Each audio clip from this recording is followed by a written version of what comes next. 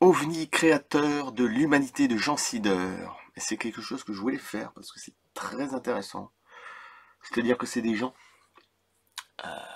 c'est le domaine de, ce sont le domaine de l'ufologie. C'est pas un sujet qui est, je trouve, qu'on en parle assez.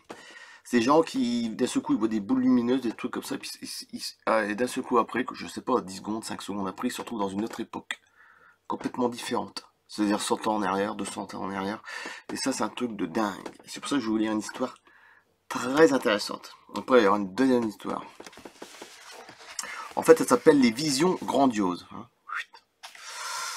Il existe une autre approche soutenant que les souvenirs sont regroupés et stockés à l'intérieur du cerveau humain.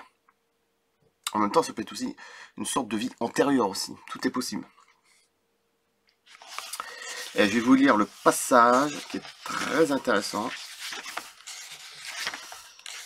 Alors, si je retrouve... Alors, c'est deux autres cas de vision. Il y en a un, ça c'est dans l'Allier. Et l'autre, ça sera en Corse. Et je vais déjà commencer par l'Allier, qui est très intéressante, c'est-à-dire des visions différentes, grandioses. Et c'est parti. Et vous allez voir le truc, c'est étonnant. Et moi, je trouve que c'est un sujet qui n'est pas assez étudié, parce que c'est magnifique, ce truc-là. Allez, une sorte d'espace-temps, on va dire.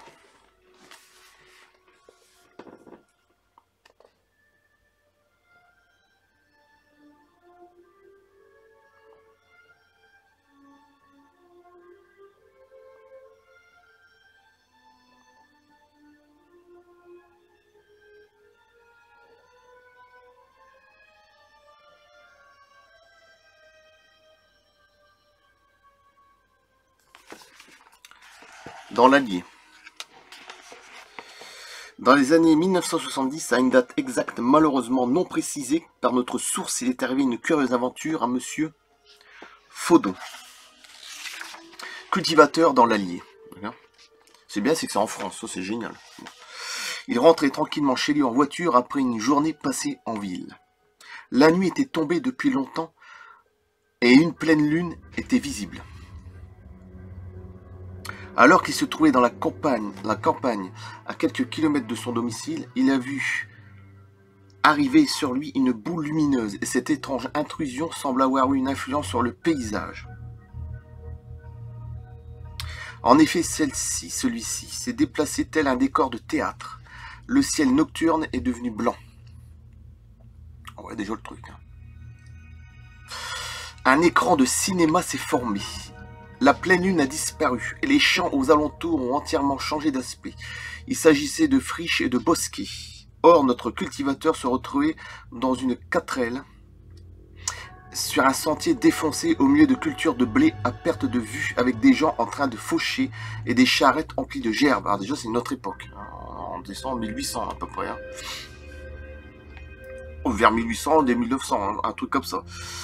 Qui plus est tiré par des bœufs. Ouais, donc c'est 1800.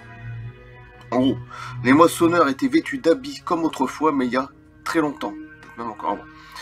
Selon les termes employés par le témoin. Enfin, moi, je vois 1800. C'est peut-être 1700, 1800, c'est ce que je vois. Bon, bref.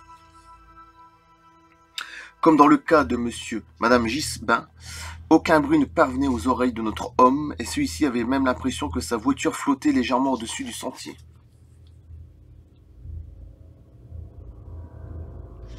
Il faut oublier qu'il y avait une boule lumineuse qui est apparue juste avant, sa vision grandiose. Puis cette fantasmagorie a pris fin. Monsieur Faudot s'est alors retrouvé au volant de sa 4L sur la route départementale qui suivait initialement, roulant en direction de son domicile. Lorsqu'il fut rentré chez lui, son épouse a compris qu'il lui était arrivé quelque chose. Soupçonneuse, elle a fini par le faire parler. Il lui a raconté ce qui s'était produit et lui a fait jurer d'en rien dire à personne, de n'en rien dire. Elle lui a bien promis de se taire, mais dès le lendemain matin, elle racontait l'histoire à sa voisine, laquelle est allée prévenir les gendarmes, et c'est ainsi que les détails de cet incident ont fini par atteindre les oreilles de notre correspondant, Jean-Claude Dufour. Il a également appris que monsieur Faudot avait confirmé son témoignage à la maréchaussée, laquelle l'a couché par écrit. et a constaté que le cultivateur était très perturbé par son expérience, comme s'il avait subi un trauma nerveux. Oui, en fait, c'est un espace-temps, c'est un truc comme ça. C'est une boule lumineuse. Hein. Faut pas oublier, hein. D'un seul coup. Hein. Une étrange intrusion. Alors, ces incidents décrits ci-dessous ne sont pas directement liés à des observations d'OVNI d'apparence matérielle, ni à des rencontres rapprochées avec des entités quelconques. Le premier cas exposé est intéressant dans la mesure où il s'agit d'un témoin qui se déplaçait en voiture et qui, à un moment donné, a distingué une lumière céleste mobile, observation qui a été suivie d'un changement brutal de l'environnement. Dans le second cas, le témoin se déplaçait nuitamment à pied et a d'abord remarqué une grande lumière qui progressait dans le ciel. Comme ça, je vais vous faire les deux vidéos d'un coup. Comme ça, vous serez tranquille, ça fera deux belles vidéos, ça fera au moins 12 minutes à peu près, 12-13. Et je coupe là. Merci. Ça suit bien avec la musique, hein. En plus, deux histoires d'un coup, comme ça. Cadeau bonus. A plus. Merci.